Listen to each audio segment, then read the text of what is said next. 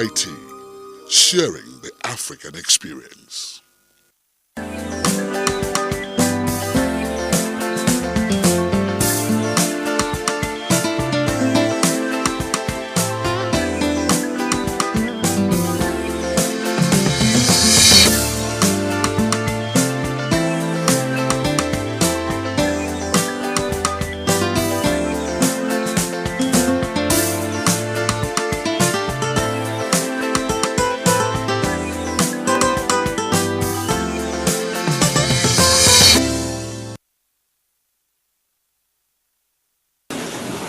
Senate President and the Chairman Regional Assembly. Promises by the Nigerian government to diversify the economy from over-dependence on crude oil remains but cheap talk over the years as the country's annual budget continues to be predicated on oil benchmark. Leader after leader, especially since the return to civil rule in 1999, the government has continued to speak about the need to diversify the economy, which has long been a national consensus. In fact, in the 140-page blueprint of the President Muhammadu Buhari administration, known as the Economic Recovery and Growth Plan ERGP 2017 to 2020, economic diversification has a whole chapter of about 28 pages in the document. The medium-term plan admits, and I quote, given that only 7 subsectors account for more than 70% of GDP, it is imperative that Nigeria further diversify its economy, end of quote. The 7 items out of 46 with the highest contribution to the gross domestic product GDP include services with retail and wholesale, agriculture and manufacturing. Others are construction with real estate and solid minerals, amongst others. A pointer to the fact that very little has been achieved with barely 1 year to the 2020 target date of the Economic Recovery and Growth Plan in the direction of diversification is reflected in the foreign trade statistics published by the National Bureau of Statistics, the NBS, in March 2019. From the data, while the value of crude oil exports stood at 15.72 trillion naira in 2018, representing 82.3% of the country's total exports, non-oil exports accounted for only 1.19 trillion naira and 3.38 trillion for non-crude oil exports, which is 6.2% of the total exports in the year under review. Sadly, the records show that in the last quarter of 2018, the value of total exports increased by just 3.52% from the preceding quarter, with an alarming decrease of 67.7% in solid mineral exports against the value in 2017, and then 20.6% against the export in the third quarter of 2018. The record in the value of agricultural exports rising marginally by 3.4% from the third to the fourth quarter of 2018, and then 77.37% from 170 billion naira in 2017 to 302.2 billion in 2018 is an indication of what is possible with the country's resources. This is Straight Talk, and I am TV Tav in Abuja, and we welcome all our viewers in Nigeria and around the world to the program. You can also join me in the conversation on my online platforms on Twitter, Facebook, YouTube, Instagram, and LinkedIn, with all the handles on the webpage of our partners, MediaDimensions.life. Before crude oil, which was discovered in Nigeria in 1956, became the mainstay of the country's economy and was largely blamed for the 30-month deadly civil war between 1967 and 1970. The Federation was doing well with agriculture and solid mineral exploration. It would therefore not have been so much of thinking out of the box on how to diversify the economy. Simply return to agriculture and solid minerals exploration by improving and acquiring the latest technology so that the citizens who farm and mine solid minerals will no longer do so using some of the cruelest and old primitive methods as has been the practice. On the program today, we shall take you to what the current state of Nigeria's solid minerals mining industry looks like and how the country remains decades away from harnessing the natural resources for the common good of the Federation and its people.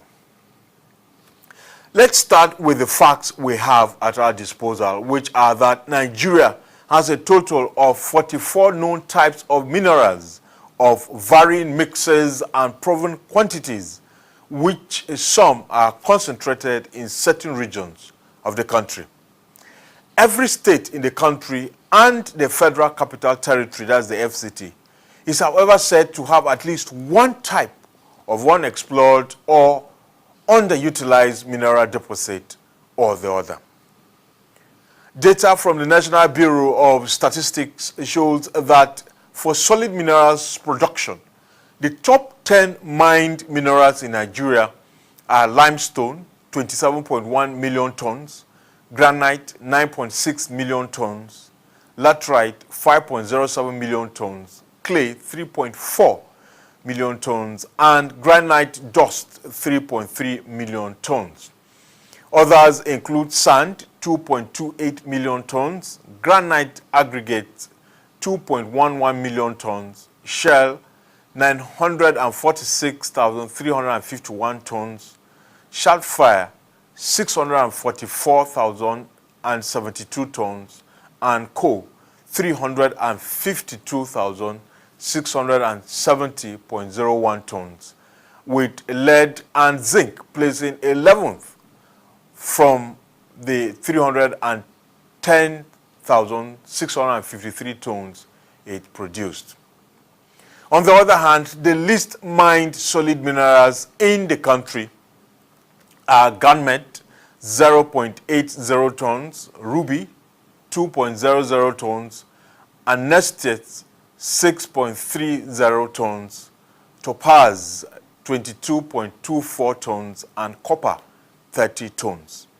Others include beryl, 35 tons, wolframite, 129 tons, sandstone, 133.30 tons, coltan, 139 tons, and barite, 387 tons.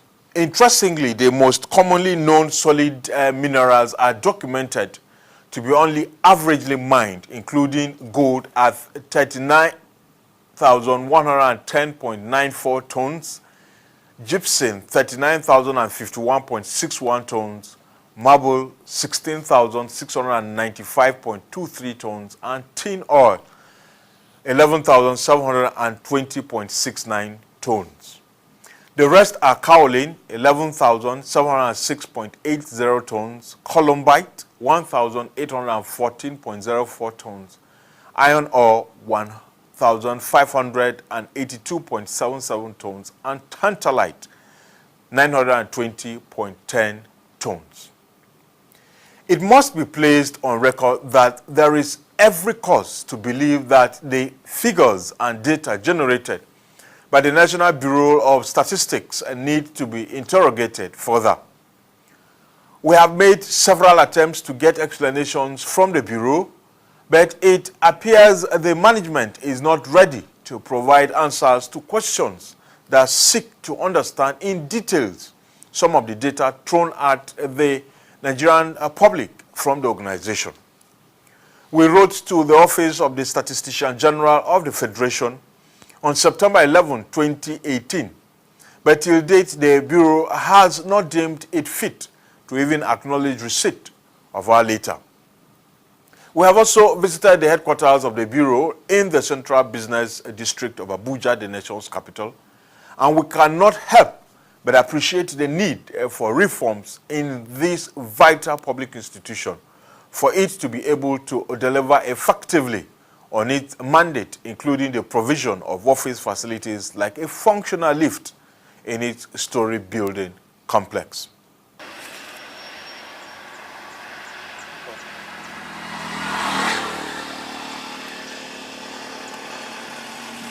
What you are looking at are illegal miners somewhere in Minna, the capital of Niger State in north-central Nigeria. Our guide advised us to stay securely away from the miners who have the tendency of becoming aggressive when they see us recording their activities. It was therefore impossible to speak with the miners, who are mostly women and children, to get more information on how they go about selling the minerals they get. One thing that is, however, very clear is the fact that the National Bureau of Statistics has not captured the minerals mined by this array of illegal miners in its data. Most importantly, the Bureau has failed to acknowledge this missing link in the statistics it has provided for the country. Good enough, the Bureau admits in its report that, quote, data is supplied administratively by the Ministry of Mines and Steel and verified and validated by the National Bureau of Statistics, Nigeria, NBS. Instructively, the Bureau has also turned out a number of statistics that are mind-blowing and may not be too representative of the reality on the ground in the solid minerals mining industry. For instance, in its 2018 state's disaggregated mining and quarrying data published on March 20, 2019, the country's southwest geopolitical zone, made up of Lagos, Ogun, Oyo, Ondo, Ekiti, and Osun states, leads the pack with the highest mining activities of 20.062 million tons of different precious stones. In this zone, Ogun State is documented to be the highest miner with 16.4 million tons of solid minerals extraction, with its single highest contribution coming from limestone and granite. The country's commercial center of Lagos only contributes sand as mineral to the tune of 1.3 million tons, and Osun, which is the only state in the southwest where gold is mined today, had the lowest extraction of solid minerals of only 82,202.25 tons. The southwest is closely followed by the north-central geopolitical zone, which produced 18.212 million tons of minerals in the year under review from the 6 states of Benue, Kogi, Kwara, Nasarawa, Niger, Plateau, and the Federal Capital Territory, Abuja. Surprisingly, Nasarawa State, which is branded as the country's home of solid minerals, is only by the 4th highest miner in this zone, with 108,276.21 tons behind the likes of Benue, the FCT, and Kogi, that is the highest miner in the zone, with 15.1 million tons of solid minerals, mostly limestone, for the cement factories in the state. The country's south-south geopolitical zone that produces the bulk of crude oil exported to fund the government and economy is the 3rd largest producer of solid minerals with 7.379 million tons in 1 year. The states in this zone are Akwa Ibom, Bayelsa, Cross River, Delta, Edo, and Rivers. Bayelsa State is not captured in the data published by the National Bureau of Statistics, But in the oil-rich region, Rivers is the lowest miner of solid minerals, as only 19,548.68 tons of sand were extracted in the state in the whole of 2018. The largest miner in the zone is Cross River State, which has lost its oil-producing status. The state produced 3.4 million tons of minerals in the year under review from the three resources of limestone, granite, and granite dust.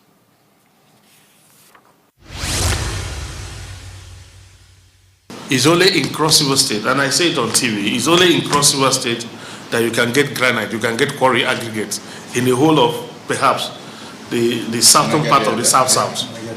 So Cross River, Rivers, Akwa Ibom, Bayelsa depends solely on Cross River State for aggregates. The Northwest Geopolitical Zone, with a notorious record of illegal mining activities, especially in Zamfara State, comes a distant fourth with 6.065 million tons of extracted minerals. The other states in the zone include Jigawa, Kaduna, Kano, Katsina, Kebbi, and Sokoto. In this zone, Zamfara State, that is the biggest challenge the country has in illegal mining, with lead poison killing a record 163 people, including 111 children, between March and June 2010. And now the alleged connection between terrorist armed banditry is but the second highest miner of solid minerals after neighboring Sokoto State that has a legacy cement factory. In 2018, the state produced 1.5 million tons of minerals, mostly granite, with only 0.015843 tons of gold. Surprisingly, available data shows that lead is no longer mined in the state. Hamza Lawal is an activist whose work with Follow the Money drew global attention to the plight of Bagega, which was the community most hit by the lead poisoning of 2010.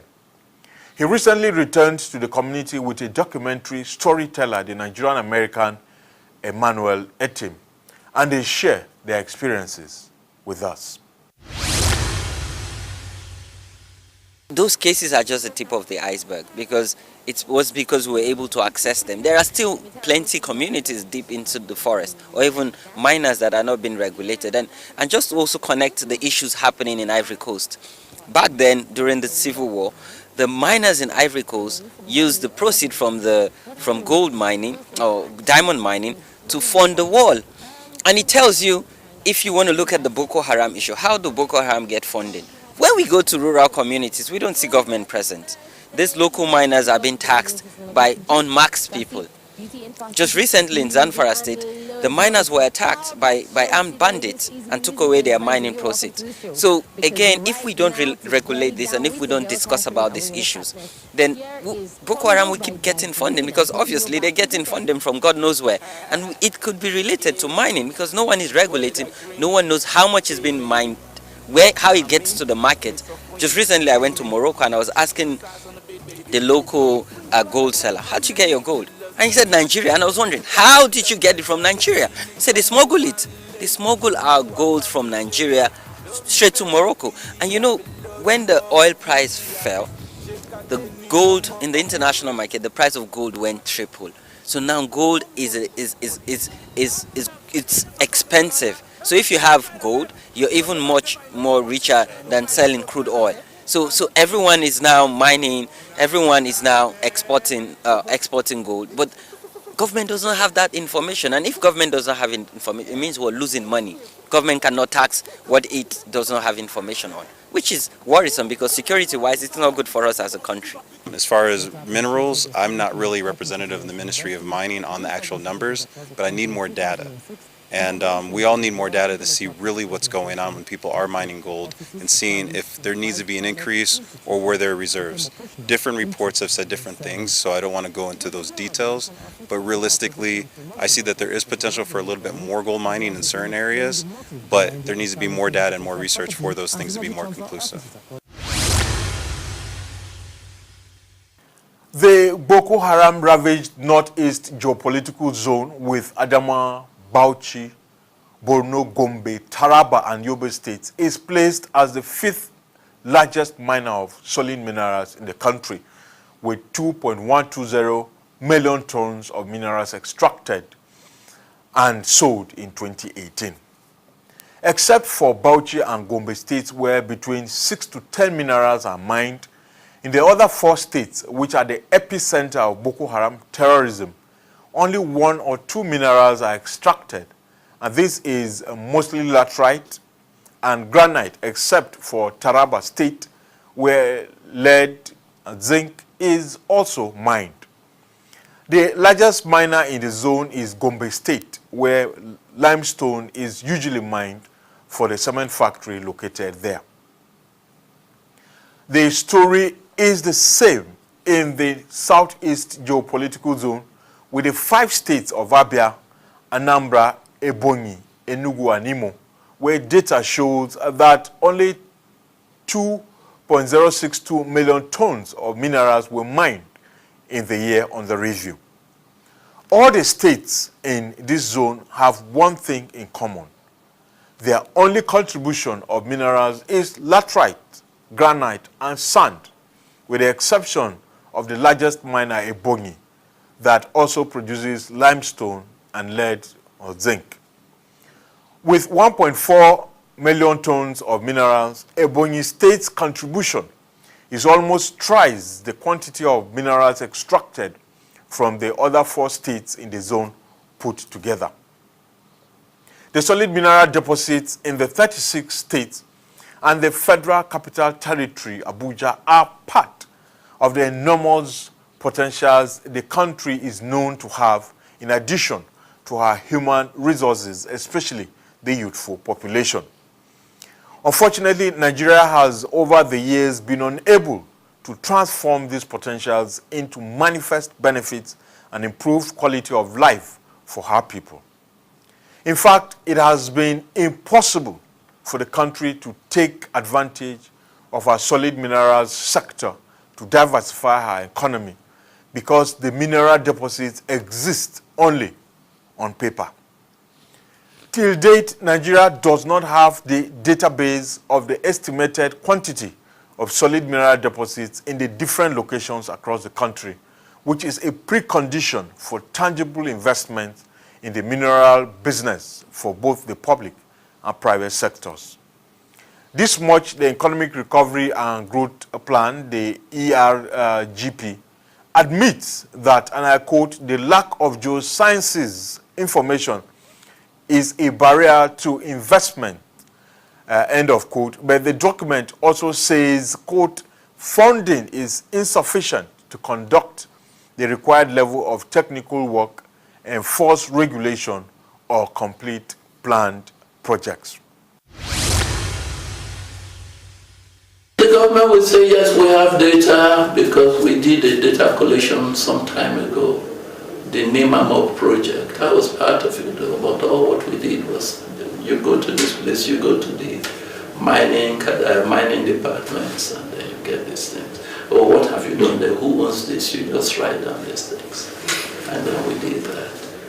But I'm talking about exploration. Exploration is expensive.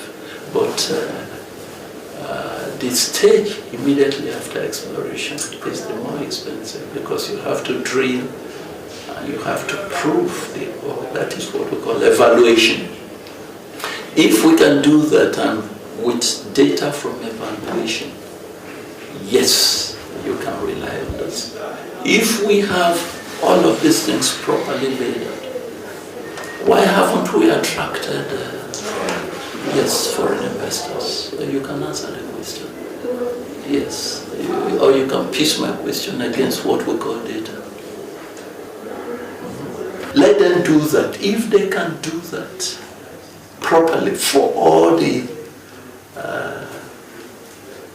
localities where they say we have this laws, just flag it that we have this. People will come to visit you and they say they want to see the data. They will collect it, look at it, and work with it. And if it thumbs up, you will see them coming because they know they will make money. But if we try to mine it as a government, we'll fail. So for a country and a government that is looking for money in the next 2, 3, 4 years? No, mining is not in 2, 3, 4 years. From 5 above.